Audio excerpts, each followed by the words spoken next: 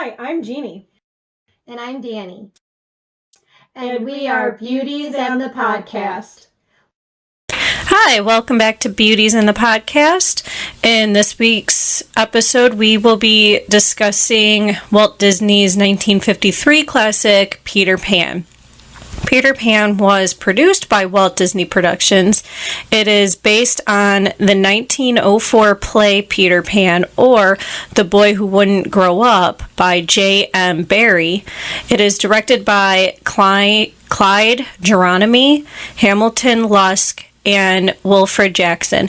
This is the 14th Disney animated feature film and was originally released on February 5th, 1953 by RKO Radio Pictures. Peter Pan is also the final Disney film in which all 9 members of Disney's 9 Old Men work together as directing animators. And now for the movie breakdown. We open up with music, Second Star to the Right, All This Happened Before plays, and a cloud background is in for the title and the opening credits. There is a message after the title that states, Walt Disney Productions is grateful to the Hospital for Sick Children, Great Ormond Street, London, to which Sir James M. Barrie gave his copyright of Peter Pan. And we'll talk a little bit more about him later on in our notes. The movie takes place in London, England, 1900, Bloomsbury. We see an overview perspective of the town, and the narrator begins to tell us the story, and that it has happened before, but this time it's going to be happening to the Darling family. Peter Pan chose this family because they believed in him. So there is Mrs. Darling, the mother, who believes in Peter Pan as a symbol of youth. Mr. Darling, who does not believe in Peter Pan because he's a practical man. There are 2 young boys, John and Michael, who believe in Peter Pan. They think he's real. They make him a hero in all of their games that they play make-believe in. There's their sister, Wendy, who's the eldest. She believes in Peter Pan and is the authority of anything Peter Pan. She is the one that usually is telling the boys stories of Peter. Nana, who is the dog nanny, keeps her opinions to herself, and she really doesn't care either way. She just tries to keep the kids in line. Love Nana. I love Nana. She's so chill. Like, all this corruption and, like, craziness happens. She's just always so chill. She just tries to keep her own little order, wants everything all tidied. And she's got a little cute outfit, and it's adorable. Yep. I love Nana. So we start the movie with Mr. and Mrs. Darling getting ready to attend a party. The boys are in the nursery pretending to be Captain Hook and Peter Pan.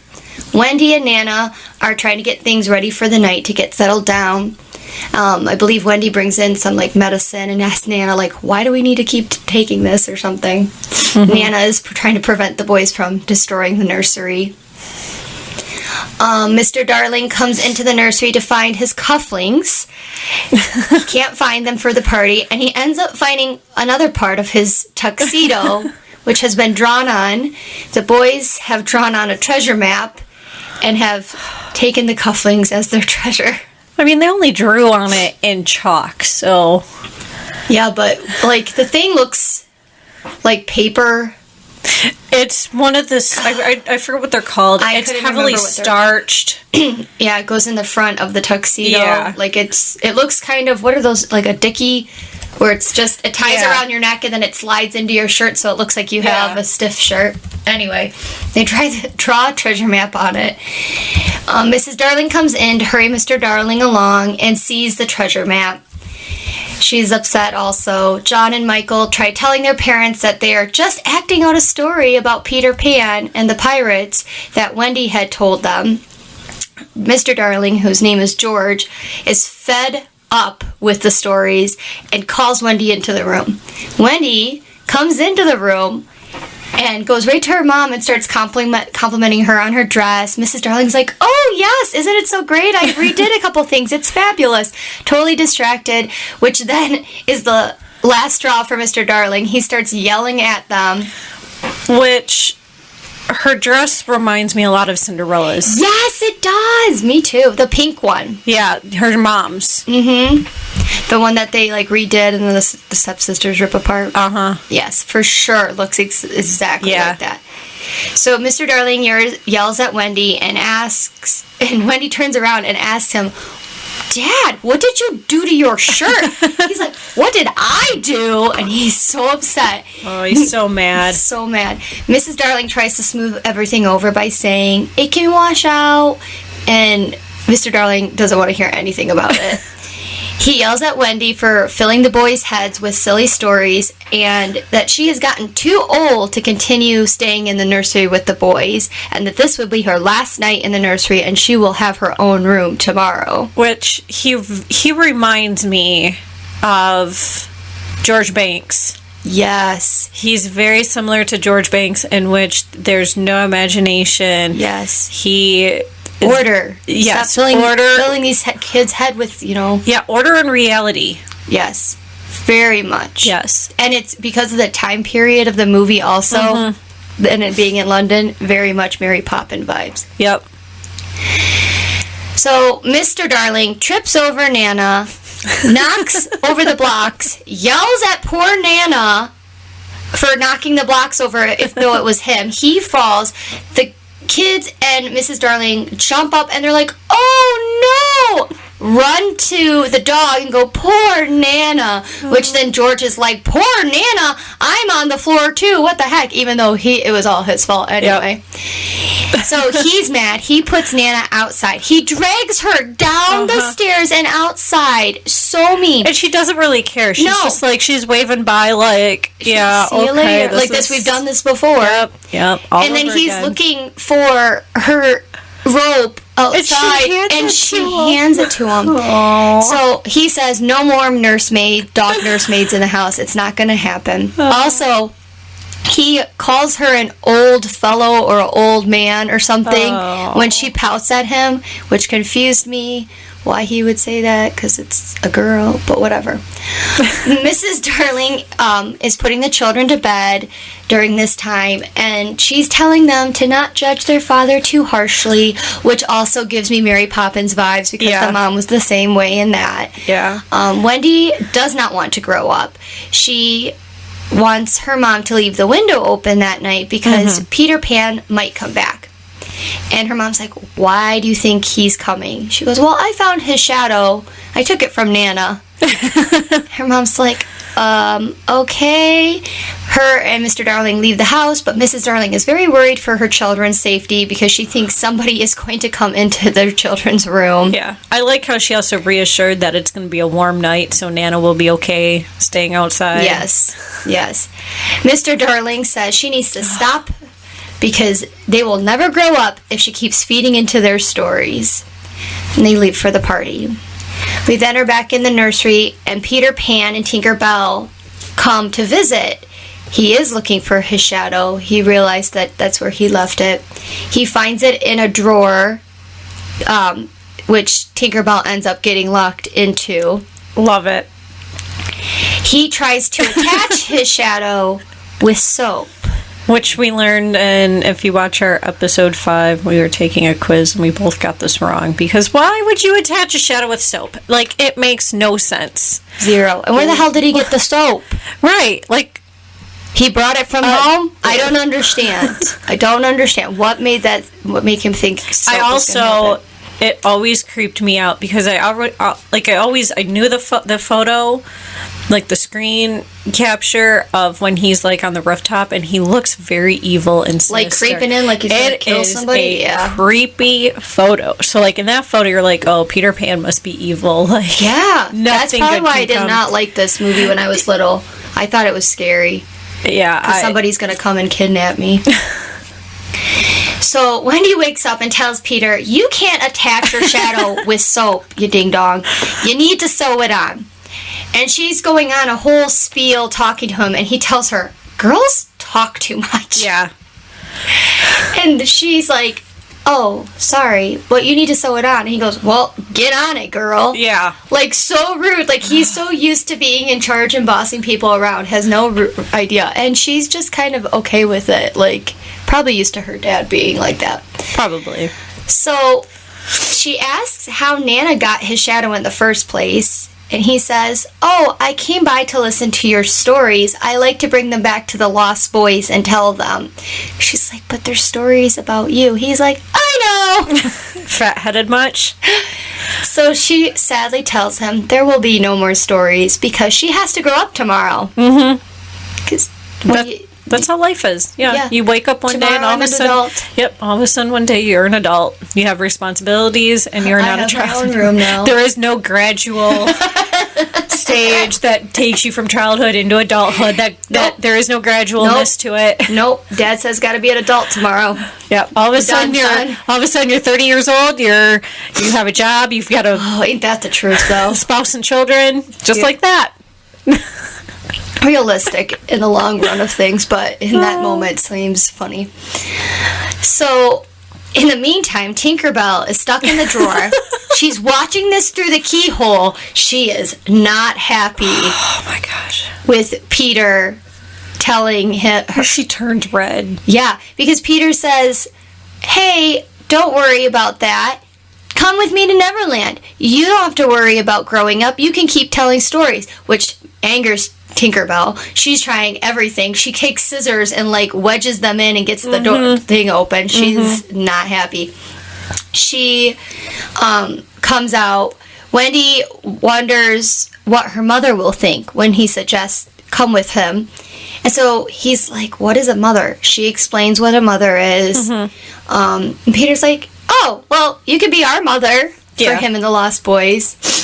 And Wendy says she will give him a kiss, which then angers Tinkerbell more, who she then pulls Wendy's hair and does her little tinker sounds. And Peter says, "Oh, ha, she calls you a big ugly girl."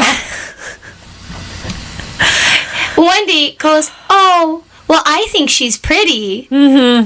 She's so chill and doesn't Yeah. She's either too stupid to understand that people are being mean to her or what. I don't know. Or it's come with kindness.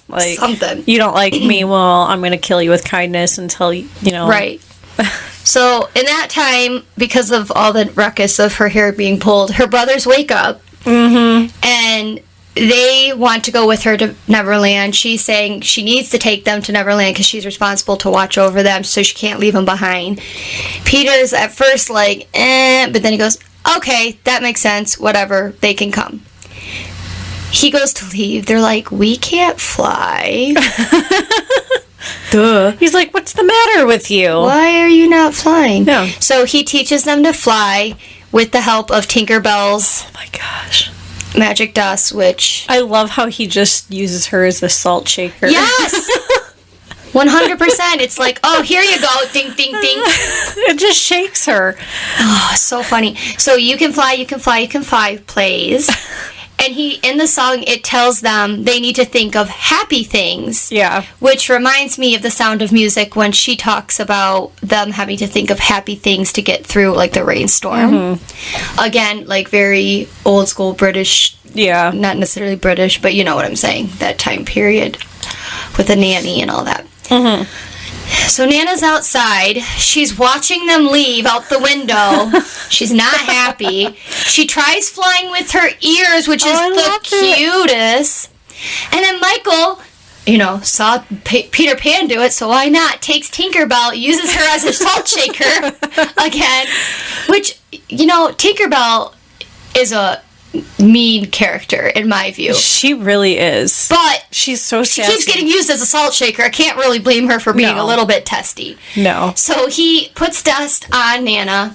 Nana starts to fly, but she can't go anywhere because she's tied to a tree. So she's just there floating in the air as they fly off. She waves at them. To Neverland. I know. She's such a sweet dog. Yep, he's just like, "Come on, Nana." And she's just stuck there and waves to them "Oh, well, I'll see you when you come back." Yeah, pretty much. And they're so cute. They're all in their nightgowns. Michael's got his little teddy bear. Oh my goodness. John's got his top hat. Oh my gosh, he's like a little, he's trying to be his dad, like a little man. Oh yeah.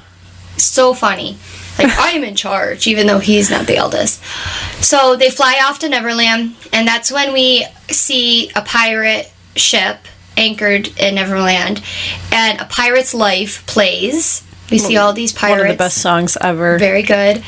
The ship of the captain the captain of the ship is Captain Hook, and he has his first mate, Mr. Smee, who I love, Mr. Smee. I love him. Love. So, Hook plots to take revenge upon Peter Pan for cutting off his hand. Captain Hook... What hand? Oh, shoot, the left one? Yes. Yes, and it said it in the movie. Yes, because John and Michael got it wrong and Wendy had to correct them that it was the left hand. Yeah, see all the things we learned from the quiz. Yes, and I'm like, so I guess they did. I didn't have to remember via visuals. Looking at it, they actually said it. Yeah, they actually said he cut off his left hand. Yep, I remember her correcting them. I was like, oh, note to self. Captain Hook plans to go to the Indian camp. While Smee and Captain Hook are talking, they hear the crocodile, who has consumed Hook's hand, ticking in the water below. The crocodile is eager to eat the rest of Hook. Now, mind I say, the crocodile, I think, is probably my favorite character in this film. He's so cute, and he's so love like him. He's so childlike. Yeah, he's so sweet. I love him. I love him so much. So Hook he's just a happy crocodile. He is. He's very happy. He's just happy. Like, that was delicious. Want some more? Thanks. Yeah. Hook is terrified. So his personality changes like that. Smee shoos the crocodile off. No, go away. And gives Captain Hook a shave. Oh my goodness. Which is hysterical because somehow he ends up shaving the back end of a bird. And then thinks he cuts off Hook's head, and then goes... The bird flies away. Yeah, the bird flies away, and he's like, oh no, the head's gone. And then something happened. Hook ends up on the floor, but he only sees Hook's head because the rest of his body's covered with the smock that he put on him. And he goes, it's okay, Captain, here it is, perfectly good. Goes to pick it up, and is like pulling his head off of his neck. Hilarious. Love it. So good.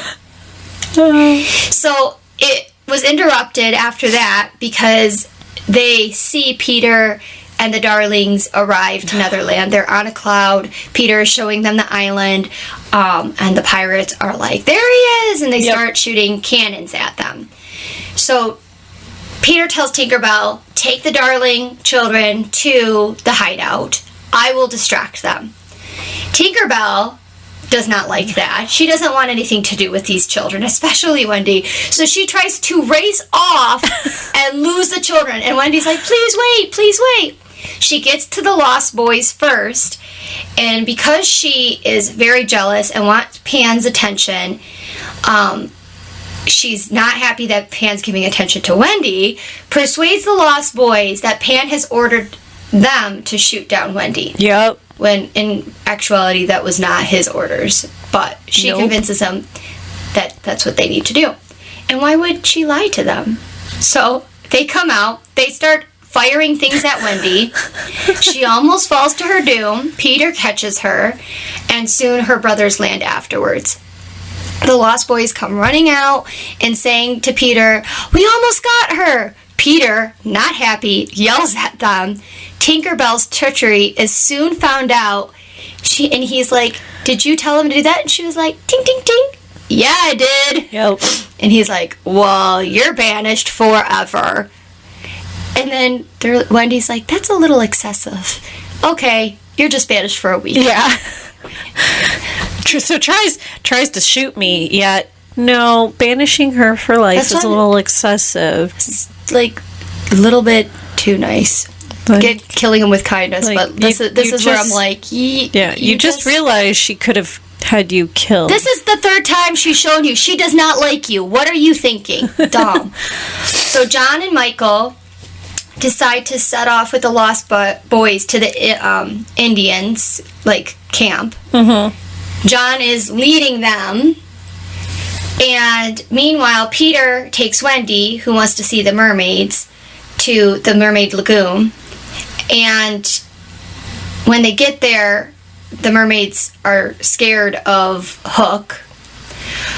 We go back to John and Michael and the Lost Boys, and they're doing their little walk through the fields, which is cute. This was one of my favorite songs growing up. It was on the sing-along songs. Mm-hmm. One of my favorites. It's called Following the Leader, which I feel should... I mean, I don't remember it, but feel like it should be a little bit more well-known song. But, like, you can use that for so many things, like... Oh, yeah. I don't know. Yeah, I knew it because of the sing-along song movies. It was in a couple of them. I didn't have the ones, apparently, that had that in that. It was in an old one. Yeah. A really I only old had one. 2 or 3 of those sing-along ones. I had 2. I had a really old one that had... It was in the same one as Zippity Doo-Dah. Okay. It was all the old songs. Old, like, I very think the newest song that was on that film... Oh, it was before even The Lion King, because The Lion King one came after it. This was an original... I had the Lion King sing-along one with The Lion King on it. Yep, I had that one. This one came years and years before one. Like, it's an old video. So that's how I knew this song. Got it. Like, Casey Jr., the whole song that is actually not in Dumbo, there's more to it. Right. That was on this one. Oh, cool. So that's how I knew Casey Jr., Zippity Doo-Dah, and Following the Leader, because it was all showcased on that one. There's like a lot of other stuff that was on there. So the boys come across a footprint, which is black. So it must be from the Blackfoot Indians. Which... Indians, we are talking as Native American Indians. Yes, in this time. Indians. Yes, in this time. So we're accurate to call them Indians, but whatever. Yes. So, I mean, I think it would be safe to say we're probably in America-ish. Mm-hmm. Well, Blackfoot Indians are a real thing. Right. So, I would imagine so. But I'm just saying, like, we started...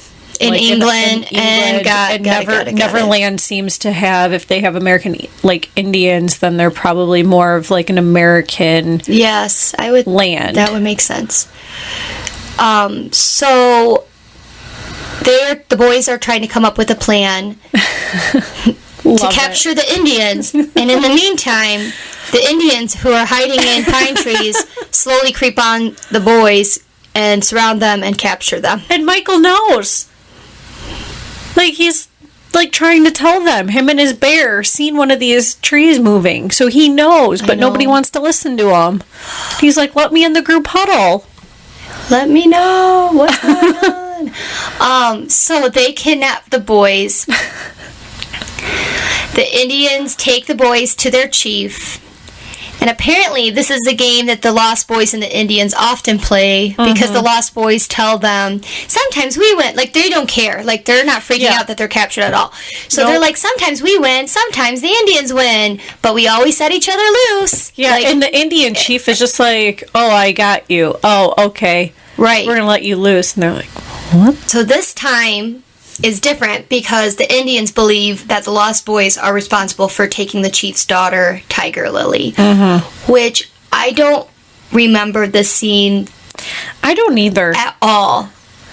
And I'm wondering, because I did not own Peter Pan, I wonder if I saw it on TV and they had edited it and took out the Indians because of it being taboo. I don't know. I don't remember this. I don't remember it at all. Anything about Tiger Lily until I was older and I was looking at things for Peter Pan and she kept coming up and I'm like, who the heck is this Indian girl? When the heck she show up? I don't understand. I watched it on VHS and I don't even remember anything about the Indians. I do not remember. And that was on a VHS and that was a few years ago, but I also am not the biggest Peter Pan fan, so when I watched it, I'm just like, oh. You weren't paying attention. I was half paying attention. Yeah. I never liked it until this time. This time I really liked it. I like it better. It's not one of my faves, but I do like it better. But I do like it. I do like it better. So we switch scenes back to the Mermaid's Lagoon, and Peter is showing Wendy the mermaids. The mermaids are infatuated with Peter, and they want to hear about all of his adventures. And of course, big-headed Peter is telling them. When poor Wendy's like trapped on a rock. She's like, I want to see the mermaid. That's the whole thing she wanted to see. And he just abandons her on a rock and then goes and like flaunts himself. Much. So Wendy is out screaming, hey, hey. And so when the mermaids see her, they get jealous. Tinkerbell all over again. And they try to drown her. Uh-huh. And neither one thinks that drowning her is a big thing. Like, they're just like, oh. Right. They're like, Wendy we're just gets playing, mad that, yeah, she's just mad that they're splashing her. Yeah. Well, she's mad that they're splashing her. She tells them if she does it they do it one more time, like she's going to attack them. Peter thinks it's funny and tells Wendy that they're just playing to get over it. But Wendy's like, no, this is not okay. And the mermaids are like, it's okay, we're just trying to drown her. Uh-huh. Like, that's fine, no big deal. But before she can fully express, like, how mad she is to Peter, the sky darkens, and then Peter notices something off in the distance. Mm-hmm. They see Hook and Smee are in a little rowboat. They've captured Tiger Lily, and they're taking her to Skull Rock to persuade her to disclose Peter's hideout. Mm-hmm. So Peter and Wendy follow them to Skull Rock to go save her. When they get there, Peter pretends to be a spirit, which is so funny, talking in his hat, because it apparently changes his voice. Captain Hook goes back outside of the cave that they're in to look and investigate where the noise is coming from. Peter slips in and then pretends to be Captain Hook, which does, really good job, and tells Smee to release the girl. So Smee's like, okay. Okay, whatever you say, sir. Puts her back, releases her, puts her back in the rowboat, going to row her back home. Yeah. Hook is outside, and he's like, what are you doing? Put her back. And he's like, but you just told me I needed to release her. I don't understand. So then Hook realizes, oh, it's Peter Pan making these voices. Yeah. Sneaks up behind him, almost catches him. Which, for him being as observant about his surroundings at the Mermaid Lagoon and on the cloud and everything, for him being so observant, for him to just be like needing Wendy to say Peter behind you. I feel like he was so excited and getting a big head because his voice things were working. That could be. It was like he was so excited that he was doing it, so he wasn't paying attention. So Wendy yells at him to watch out. Smee tries to shoot Peter. Peter moves. He almost shoots Captain Hook by accident because Captain Hook is behind him. And Captain Hook is like, no, don't shoot. He shoots anyway. And then Peter and Captain Hook have a sword fight. In then, to the cavern, comes the crocodile again to eat the frightened Captain Hook. I love him. I love him so much. So Smee comes to Captain Hook's rescue, and they get in their rowboat, and they race back to their ship. Peter and Wendy free Tiger Lily, and they go to return her to her father, the chief. And I don't believe Tiger Lily ever speaks in this whole movie. I don't recall her ever speaking. Because she won't speak when they're asking her to tell the location. I thought she said something to Peter Pan. Did she? I think so. I know they did a little dance, which we'll talk about in a minute, and go to kiss him. But I don't remember her saying anything. I don't know. And it's with the song, so I don't know if you really hear her. Right. So we see the pirate ship again, and a very sick Captain Hook, which how'd he get sick? It's not, I don't understand that, but whatever. He's sick. Smee is trying to make sure no one annoys the captain. He's got his feet in a bucket of hot water. He's got a hot water bag on his head. He's got a little blanket around him. Yeah. Smee is nailing in a sign that says, do not disturb the captain, which of course is disturbing the captain. And then he's yelling at the people outside, which is again disturbing the captain. He means well. So Smee comes back in, and he does give the captain some valuable information. He tells him about Tinkerbell being banished, that there is a turf war between her and Wendy. And so Hook's like, I could take advantage of this. Let's go get Tinkerbell and trick her into telling us the location of Peter's lair. So they're like, okay, let's go. And he's like, no, you're just going. So he sends just Smee to go capture her alone and bring her back to the ship. Probably because he thought the alligator was, or the crocodile was still out there. But Probably. And he's sick, apparently. So we switch back to the Indian camp. Peter is being honored by the tribe. What Made Red Man Red plays. The girls are all flirting with Peter. Peter's got a big head. Whatever. Wendy gets jealous. There's a lot of jealousy of this movie between the girls. Is. A lot. So she's mad. She's jealous. She leaves to go back to the hideout. She doesn't want anything to do with this anymore. We then go back to Captain Hook talking to Tinkerbell about how she was done wrong, that he's on her side, and convinces her to tell them where the hideout is. And she does. But she says, you cannot harm Peter. He goes, I won't lay a hand on him. And a hook. She's like, make sure you put the hook in there. So she tells him, like, part of me thinks she's just thinking of getting Wendy, like, in trouble. She's not really thinking that Captain Hook's going to harm Peter, which is dumb. Because that's his whole goal in life, is to retaliate against Peter, but whatever. Yeah, there's also, like, a lot of naiveness going on. Yes. So then Captain Hook locks her in a lantern, says thanks, peace out, and goes to capture Peter. We go to the scene of the Lost Boys that are coming back to the hideout. Peter is with them. He is Big Chief Flying Eagle. He's got the whole garb of, like, feather headdress. And Wendy is sitting on the bed. She's mad about Tiger Lily and all the Indian girls flirting with Peter. Wendy then says, okay, boys, we need to go to bed. We have to go home in the morning. And the brothers are like, why? She's like, we have to. Mom's going to be worried. Yeah. And then they're like, who's a mother? What's our mother? Like, they're starting to forget already. Yeah. They haven't been in Neverland for very long, but they're already starting to forget what a mother is. The Lost Boys ask, what is a mother? So Wendy tells them, and your mother and mine, please. So they all get sad. Peter's not happy about them wanting to leave. The boys are wanting a mother. Her brothers are missing their mother. And the pirates that are up above listening down are getting sad because they want their mothers. And they got, like, tattoos of red hearts that say mom in them. So funny.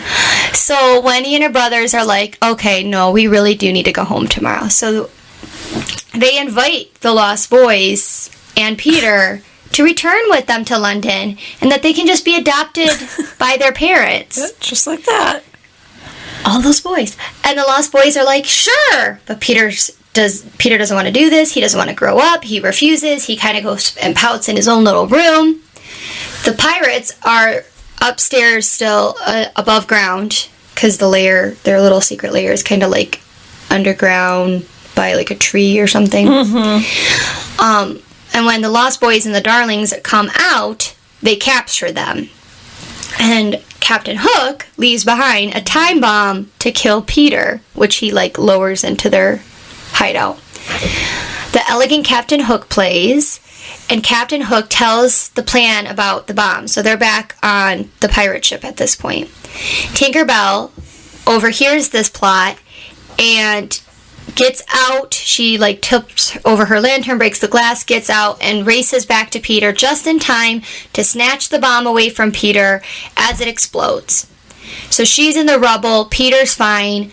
She's twinkling, but her light looks like it's dimming. Peter is like, I love you, you mean everything to me, rescues Tinkerbell from the rubble, and together they go back to the pirates to confront them and release the children before they can be walked to the plank.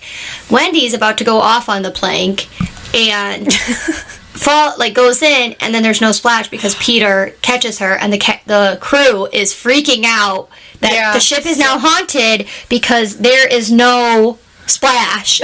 So funny. There's no splash. And Hook's like, you guys are freaking idiots. Look it, splash. Throw something in. There's a splash. You want a splash? Here you go. It's not a big deal. So Peter saves her, puts her to the side. He then goes and engages in combat with Hook. He releases the children who then go to fight off the crew. Hook calls Peter a flying devil, and Smee, who's like, I want nothing to do with this, is not going to end well, starts loading a getaway boat. Which I think it was somewhere at this time that the crocodile is in the water and he's like doing a happy dance. Yeah, I'm going to get my dinner. Oh my goodness, so I love him. I know, he's so cute. So all the pirates are climbing up the ropes, trying to get to the kids. Peter comes by, cuts them, the ropes, and all the pirates fall into the boat that Smee was loading, which is really funny. Hook eggs Peter on and calls him a coward because he flies. Of course you're not really fighting. You're flying away. You're a coward. Yeah. Which Peter, being his big-headed dumb self, is like, I will refuse to fly as I fight you because I have pride and I am not a coward. So he does. He ends up doing great. He ties Hook up in their pirate flag. He's willing to let him go as long as he claims to be a codfish. Like, in this sense, it's like a game to him. Like, it's like the Indians, where it's like, we captured you, we'll release you, no big deal. Right. Where Hook is like, no, I'm going to kill you. This is not a game to me. Right. So Hook says, yeah, I'm a codfish. Everybody's laughing, ha ha ha. But then he tries to stab Peter in the back with his hook. Peter quickly figures that one out, and Hook falls into the water, which the crocodile is like, yes, and goes to eat Hook. Hook throws a clock at the crocodile, who then eats it. And as the crocodile goes to bite Captain Hook, his feet are like on both sides of the crocodile's mouth. My goodness, yeah. And he's frantically trying to paddle away from the crocodile. And so Hook and his crew flee with the crocodile right on Hook's tail. Peter commandeers the deserted ship. He gets his little captain outfit on. He's all about the clothes. He is assisted by Tinkerbell, who puts pixie dust on the ship, and they fly to London to let the children go back home.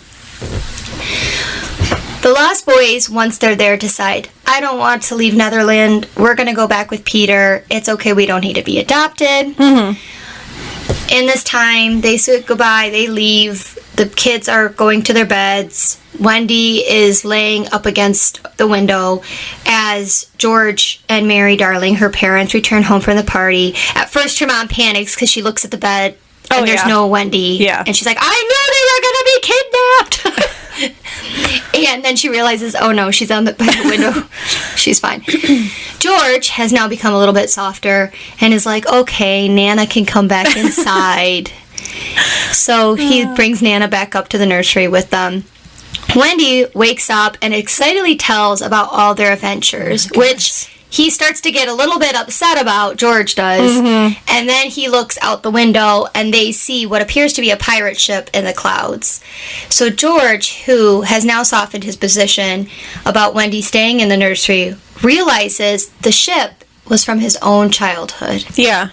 Which, again, very Mary Poppins. Oh, like, very much. When finally... Yes. Yeah. Love it. Very Mary Poppins Returns, too. Yes. Very much, like, all about going back to your childhood and kind of remembering the fun times. Instead of flying a kite, it's watching a ship go by. Yeah. So the story ends with us seeing the Darlings looking out the window. We then see the overview of the town again, just like how the movie started. And as we're looking at the sky, You Can Fly plays, and the movie ends. Yeah. And... when Tinkerbell sprays her dust all over the ship turns gold. Which is beautiful. Is very much King Midas, and with the hand of Midas in Aladdin and the King of Thieves, anything that the hand of Midas touched turns to gold, which King Midas, anything that he touched turned to gold. So it was very much, for me, it was Aladdin, the third Aladdin vibes. Yeah. What's funny to me is that she didn't need to be sprinkled like a salt shaker, because she was like, yeah, they're going home. I'll spray this whole boat with my powder. Let's go. Let's get them home. Done with these people. Sure, let's go. Don't have to ask me twice. Goodness. She's so sassy. She hates. I hate her, but I love the sass of her. Like, I love her sassiness. I hate her jealousy, but I like her sassiness. And I can't kind of blame her because Peter is a player. Oh, yeah. Very and has much. given her false hope. And then he wants to deal with all these. He likes the mermaids. He likes the, Indians. He likes these random children lady. He flirts with everyone. Everyone. The other thing I noticed is that they never went to the cannibal section of the map. Every other part of the map of Neverland, we see. Because there's Skull Rock, there's the Mermaid Lagoon, there's the Indian camp, there's the hideout, there's the pirate ship, but there's the cannibal. I wonder if there was like a scene and they had cut I was going to say that. Yeah, I wonder if they planned it, but they never animated it because it might have been too dark. And if that's the case, the cannibal would probably be like South America or something. And it is South. Like, the Native Americans is at the north part of the map, which would be, like... Yeah. North America. Native Americans are there. And then, like, the cannibals are in the south, which would probably be, like, in the jungle of South America. Yeah. If we were thinking it that way. Yeah. Yeah, possibly. I know. Love it. So, this is the 8th Disney animated classic to have the 2006 Walt Disney Pictures logo with just Disney at the end of the movie on all current releases. Some people think that Peter Pan was the last Disney animated feature released through RKO before Walt Disney founded his own distribution company of Buena Vista Distribution. However, later in 1953, after the film was released, RKO was acquired by the General Tire and Rubber Company in 1959, which became part of the company's RKO General Division, which I thought was weird. I absolutely thought it was weird. But it is not. There's one other movie that was RKO that came after this, and that was Music Land. It was released in 1955, and that was the final film to have the RKO logo and the final package film. I've never seen that. Have you ever seen Music Land? I've never even heard of Music Land. Do you think it's a live action? I would assume it's a live action. It's what I would assume Music Land is it possibly would be not really like Fantasia, but probably something between Fantasia and It's a Small World ride is what I have visualized in my head. Yeah. So it's going to be something of that sort. Got it. But I'm not exactly sure. Michael Jackson, if you don't know who Michael Jackson is, shame on you. If you love him or you hate him, does not matter. As long as you know you should at least know who Michael Jackson is. Michael Jackson, who we all know is the king of pop. Rest in peace. He had stated that Peter Pan obviously was his favorite movie of all time. And if you didn't know, his mansion of his estate was named the Neverland Ranch. Obviously, Peter Pan is his favorite movie. And you can kind of see that because he never wanted to grow up. Like, he had such a hard childhood. So. He had a horrible childhood. Yeah. He never wanted to grow up, and he was very, all the accusations against him, it was not really, it was just, he wanted kids to be kids. He just wanted to be a kid. Yeah. Yeah.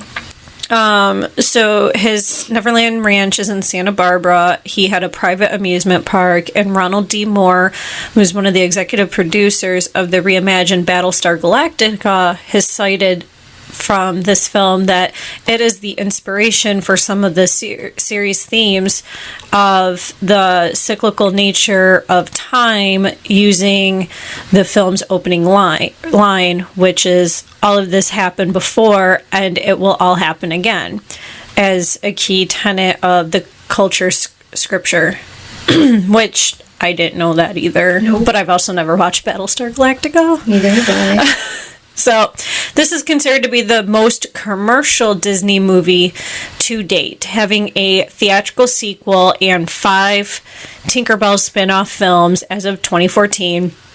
as well as a popular children's program on Disney Junior to this day, which, FYI, again, Peter Pan 2, which was Something in Neverland, don't remember the rest of it, that didn't come out until 2002. So I didn't even know it was a thing. It's very much like The Fox and the Hound too. It came out decades after the original one. Why? It's dead. Bury it. They're like, let's bring it back. Yeah, I mean, let's bring a Snow White 2, people. Like, oh my it's goodness. 2020. Bring a Snow White 2. Why not? Let's just get this bandwagon going. Pinocchio 2. Let's do Pinocchio 2. Why not? Sequel everything. Sequel everything. Yeah. So things that I just gradually noticed was that the voice of the Indian chief is the exact same as the lead goon, which was a hog in Sleeping Beauty, which is Candido, which we'll get into that when we do Sleeping Beauty as well. Also, the Croc's teeth here, when we get to Maleficent or the Sleeping Beauty, the Croc's teeth class is the exact same sound editing as Maleficent when she was a dragon and she's chomping at whatever comes her way. That's cool. Mr. Smee is the same as the White Rabbit in Alice in Wonderland, who is voiced by Bill Thompson. And obviously Wendy is the same exact girl as Alice, which was Catherine Beaumont. And she was also used as the live action reference model. Yep. Which, as we stated last time, it's uncanny. She looks like her characters. Both characters are very, very much resemble each other and her. And is just, she fit it. I think she fits the Oh, yeah. She's perfect. the role. Yep. So, Bobby Driscoll as Peter Pan. He was modeled by Roland Dupree. Margaret Carey is the live action model for Tinkerbell, who is completely silent other than like her little, I guess, jingle sounds is the best way to put it right now.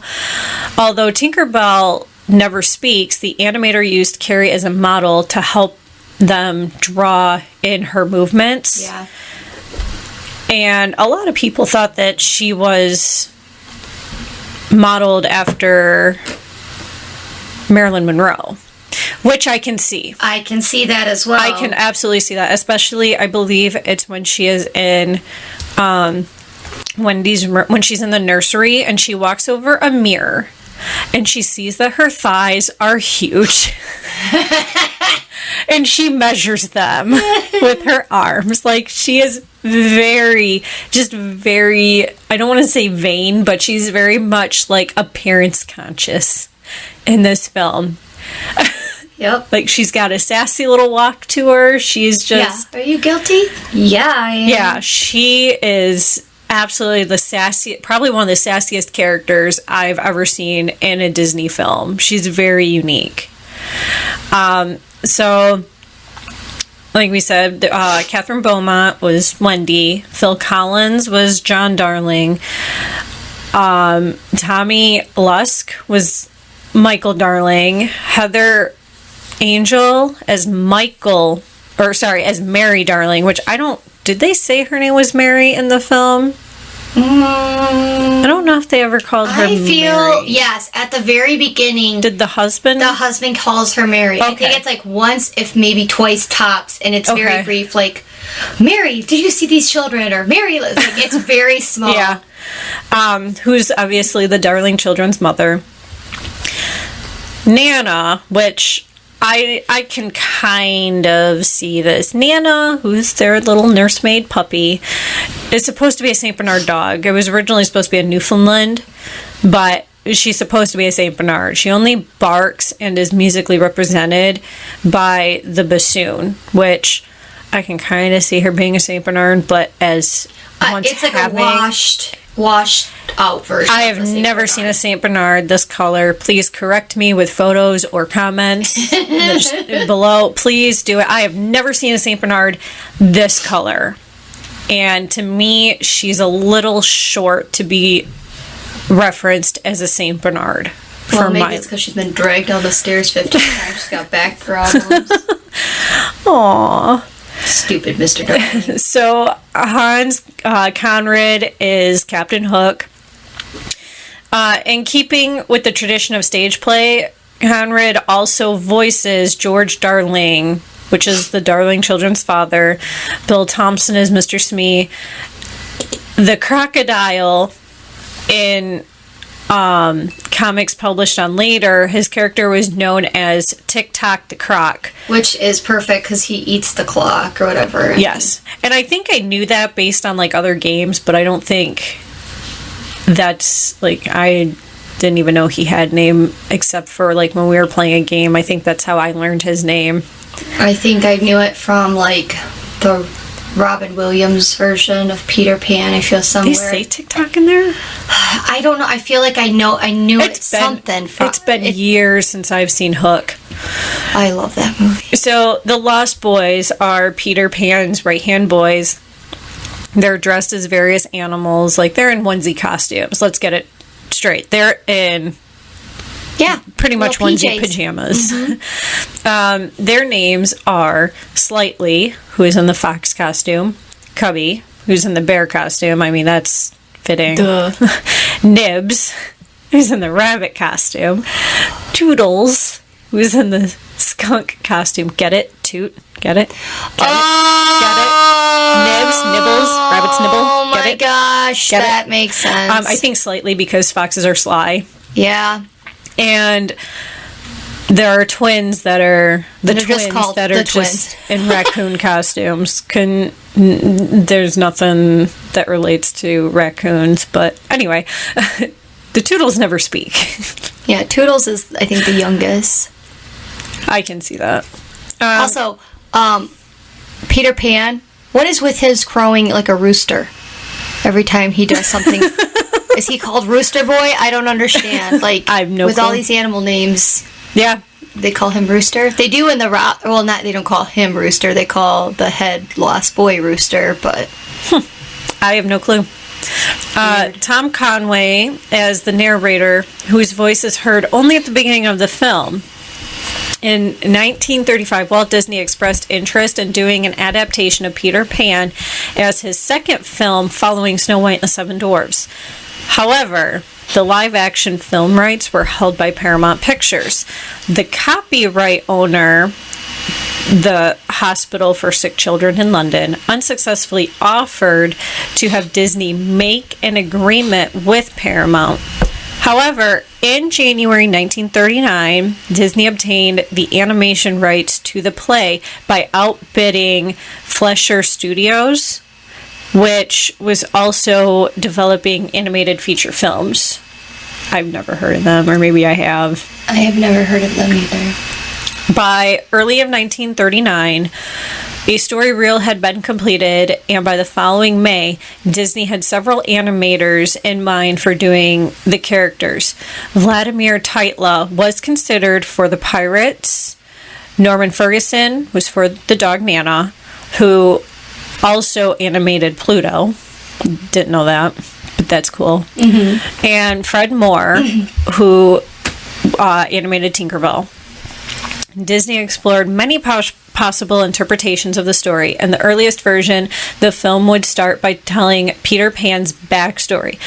But during a story meeting on May 20th, 1940, Disney said, we ought to get this right into the story itself. Like, where Peter Pan comes to the house to get a chateau. That's where the story picks up. How Peter Pan came to be is really another story, which I can agree with. Yeah. Like, we don't even know really how old Peter Pan is. Yeah. For all we know, Peter Pan is... We say later on that he's guessed to be 12 or something. I don't know.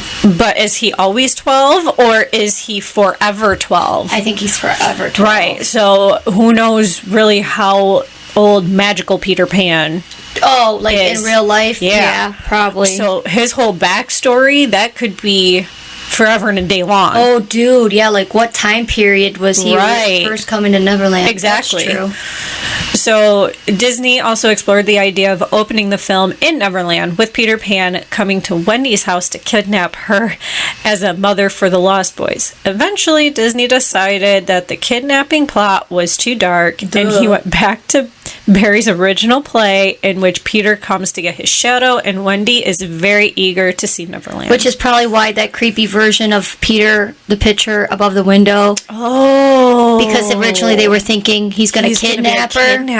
That is very, yeah. That would explain it. They're like, it's fine. We changed the story enough. Yeah. They won't get that vibe. Possibly, yeah. So, following the bombing of Pearl Harbor on December 7th, 1941, the U.S. military took control of the studio and commissioned Walt Disney Productions to produce training and war propaganda films. So, pre-production on Peter Pan and Alice in Wonderland was put on the back shelf, which I think that's pretty cool. I didn't know that. The Bank of America allowed production to continue during the war. After the war, work on the film resumed with Jack Kinney as the director. And at that time, Kinney had considered leaving Walt Disney Productions for the Metro-Goldwyn-Mayer cartoon studio, MGM, you know, with the lion.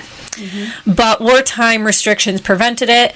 So because he did not want Kinney to get out of his contract, Disney appointed Kinney to direct Peter Pan. And I feel like in past movies we've talked about already, he's done that a couple times where somebody was like, I'm leaving, I'm done with this. And he's like, but you can lead this new project. They're like, okay. Which, unfortunately, if you work for any company and you're a valuable asset to the company, mm-hmm. and you threaten them like, I'm going to leave, or guess what, here's my 2 weeks.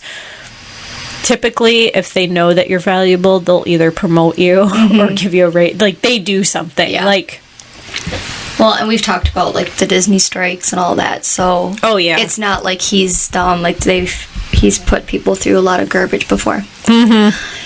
So during the same time, Disney talked to Mary Martin, who was appearing in a stage production of the play, about voicing Peter Pan, although Roy Disney complained that her voice was too heavy, matured, and sophisticated.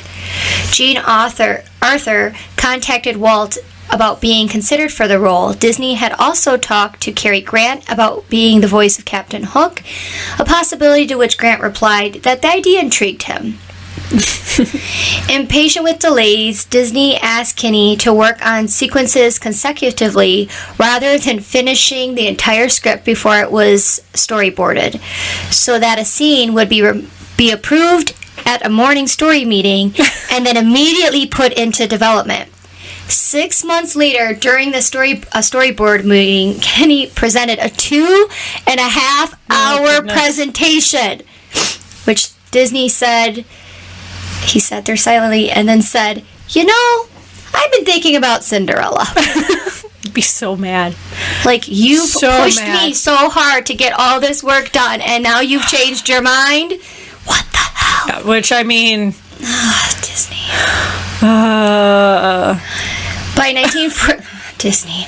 This is why people wanted to leave. Right? For these reasons. Like, you presented 2.5 hours. We're going to be like, no, let's do Cinderella. No wonder he wanted to go to MGM. Right? Like, duh. So, by 1947, Walt Disney Productions' financial health started to improve again. Around this time, Walt Disney acknowledged the need for sound economic policies, but emphasized to his financial backers that slashing production would be suicidal. In order to restore the studio to full financial health, Disney expressed his desire to return to producing full-length animated films. By then, 3 animated projects, Cinderella, Alice in Wonderland, and Peter Pan, were in development. That's a lot. Mm-hmm. A lot of work. Disney felt the characters in Alice in Wonderland and Peter Pan were too cold. But as Cinderella contained elements similar to Snow White, he decided to greenlight that first, and then Peter Pan afterwards, placing it back into production in May 1949. Crazy. Which, I mean, he's true. It's true. Like... Yeah. both Peter Pan and Alice in Wonderland does not give you the warm feels like a Cinderella Snow White. No, not at all. I mean, it's more of an adventure film, not like a heart-touching film. So the scene in the nursery went through many alterations. One version is Mrs. Darling who finds Peter Pan's shadow and shows it to Mr. Darling, as in the original play. And another version of the film, Nana goes with them to Netherland, and the story is told through her eyes, which would have been kind of weird, I think.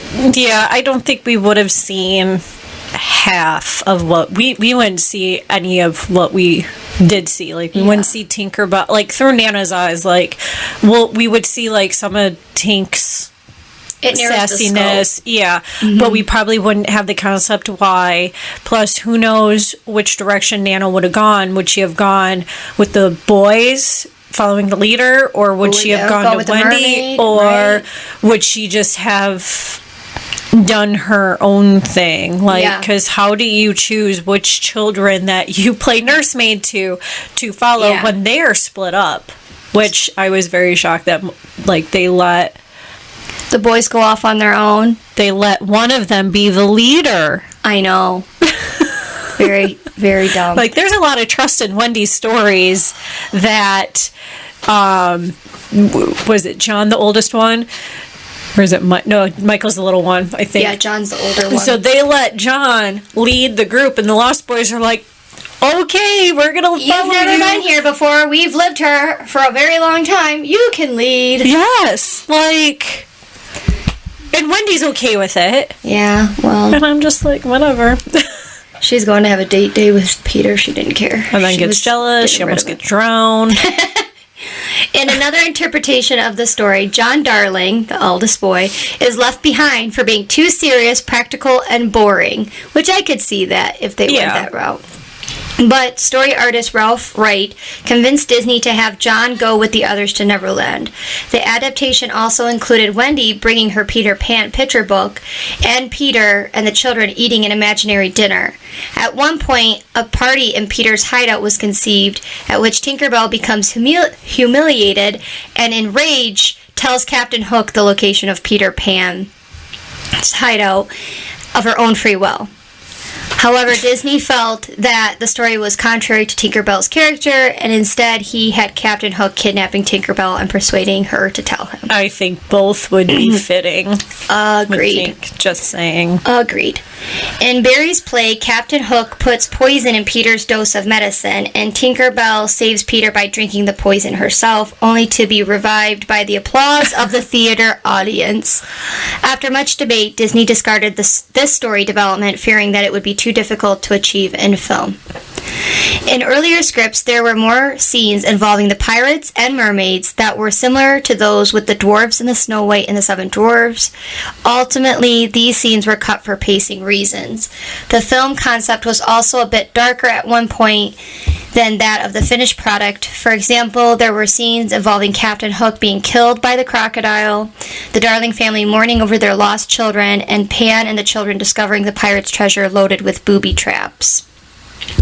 Also, not to mention Peter Pan possibly kidnapping them to begin with. Mm-hmm. A lot of dark that turned around into... Which, I mean, we've seen things that are a little darker than what this film could have been. Mm-hmm. So, I mean, it wouldn't really... I mean, I get it. Like, you're trying to revive your company.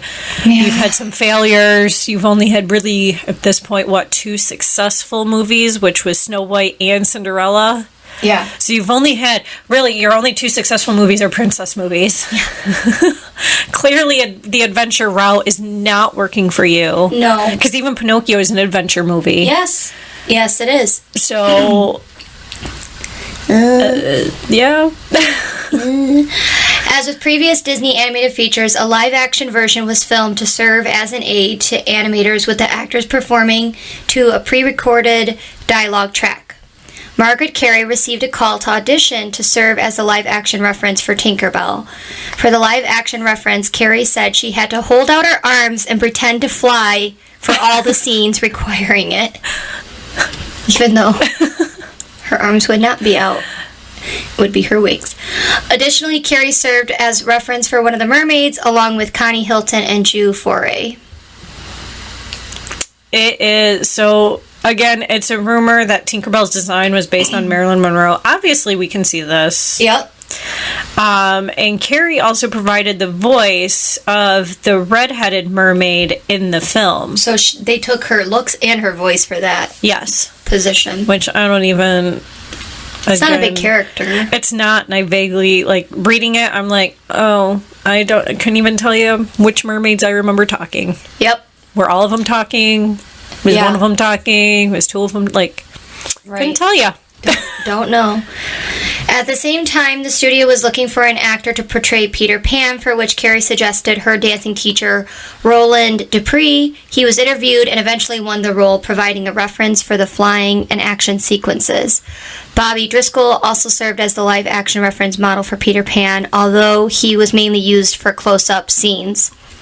Hans Conrad completed the voice work over the course of a few days and served as the live-action reference for 2.5 years.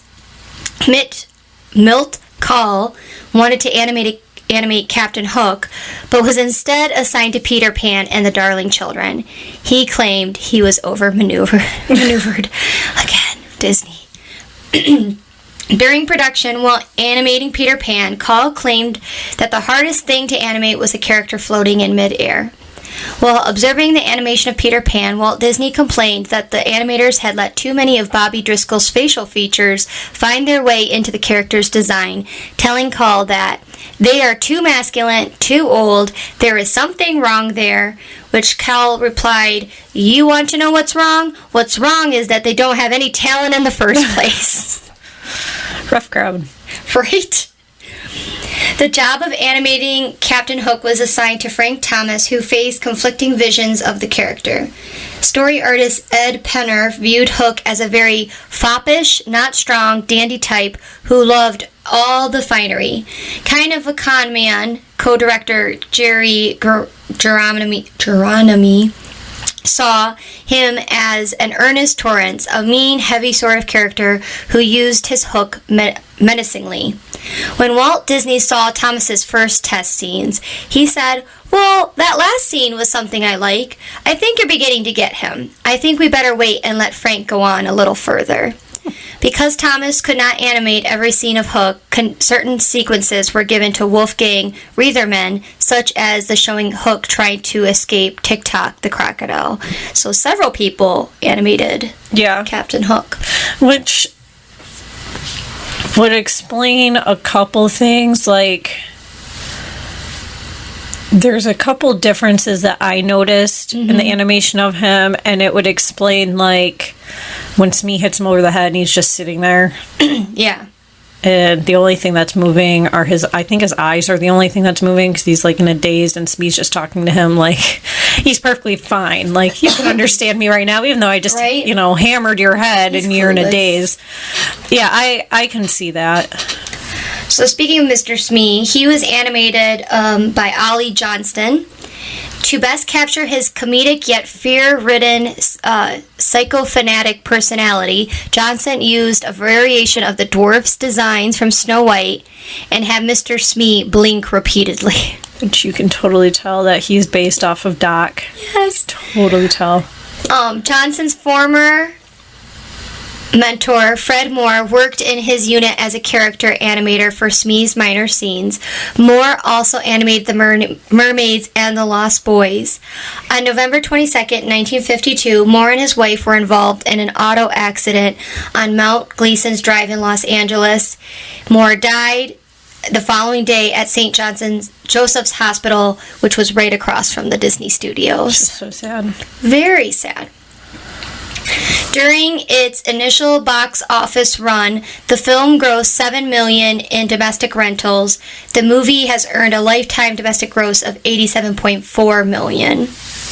And the adjusted inflation and incorporating subsequent releases, the film had a lifetime gross of $405,593,100. Which is crazy. That's a lot of money. For back in the day, it was a lot of money, but yeah, I mean, if you're adjusting inflation, that's not. I mean, it's $400 million. Yeah. Peter Pan has been criticized in recent decades for its broadly stereotypical treatment of the Indians. In the song What Made the Red Man Red, the Native Americans were called Indians instead of Native Americans and are depicted as a race mainly defined by sexuality. The lyrics attribute the Indians' red skin to their constant pursuit of women. Mark Davis, one of the supervising animators of the film, said in an interview years after the production that I'm not sure we would have done the Indians if we were making this movie now, and we wouldn't do them the way we did it back then. Yeah, and the New York Times gave this film a very mixed review, praising the animation itself, but also declaring the film was not really true to the spirit of the original Barrie play. However, the magazine gave the film a highly favorable review, making no reference to the changes from the original play, and alternatively, the controversies over the differences between the play and the film were short-lived, and Peter Pan is today considered one of Disney's animated classics. And there is also another controversy that spawned in recent years over the very stereotypical portrayal of the Indians for how they were animated. Yeah. Well, like they were really red faces. Like the chief has he's red. Yeah. Walt Disney played Peter Pan in a school production as a child. The decision to bring an animated version of Peter Pan to the big screen stems from his childhood. After seeing a stage production of the show, he got the chance to play Peter in the school play, and he recalls his brother Roy using a rope to hoist him up over the stage to make it look like he was flying.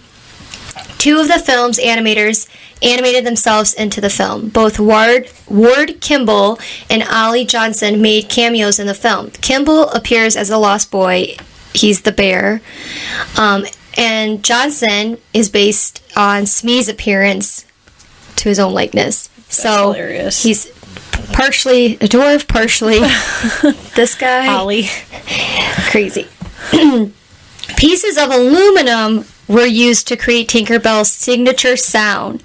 Contrary to popular belief, the sounds that Tinkerbell makes weren't actually created by bells or chimes. Filmmakers actually cut up pieces of aluminum and strung them together. Which is weird, because even like trying to picture the sound, I can't even tell that it's aluminum, because I'm like, oh, I know what pieces of aluminum sound like. I'm like, yeah, crazy. But it also kind of reminds me of when we were looking at the Reluctant Dragon and seeing all the different weird things. And some of those you would have never thought were making the noises that they were making. Yeah, so Peter Pan is guessed to be 12 years old. I'm guessing. I can see that. He's been 12 for a very long time. Yeah. Well, yeah, he's kind of like almost the teenage years where he's starting to like girls and getting a big fat head, but still wants his mama and to be told stories. So I can see that. And he doesn't want to grow up. Yeah. You can see Ariel in the Mermaid Lagoon in Peter Pan's flight at Disney World, which is pretty cool. Wendy, her name was created by J.M. Barrie for Peter Pan, and it means friend, which she is very friendly. Oh, yeah. So that fits her. A few fan fictions. So there is a debate about Peter himself. Some say that he was an angel that helped kids to heaven by holding their hands, and heaven is Neverland, when they pass away. And that's why they never grow up, because they're dead. Which is a little demented, but it is. It's kind of like a warm feeling. Like, oh, it's nice. Those kids are having someone to watch out for them, kind of thing. Yeah. The other version is he is a magical creature who leads the children away from their families. He is immortal, so he never ages. And when he sees the children start to grow up, he kills them. The children that escape from Peter become the pirates. And Captain Hook himself was a child who escaped, losing his hand in the process to become a pirate. So either happy feelings Yeah. Peter's helping the kids get home to heaven. Really demented. Or he wants playmates, and when they grow too old, I kill you. Yeah. Creepy. One of the mermaids in Peter Pan looks just like Ariel's mother, Athena. So the red hair I can see that. and the tail color is the same as Athena. The mermaids from Peter Pan are afraid of Captain Hook. Like, very afraid of him as soon as they see him. And in Little Mermaid 2, we find out that a malicious pirate has killed Athena. So we can assume that Captain Hook killed Ariel's mother. Which is kind of cool that we can tie at least these two movies together. If this is fan fiction, like obviously not completely accurate, but which is kind of cool. All right. Thank you so much for listening. Be sure to like, comment, and subscribe. You can find us on Facebook and Instagram. For additional content, find us on Patreon. And don't forget, beauty is found within.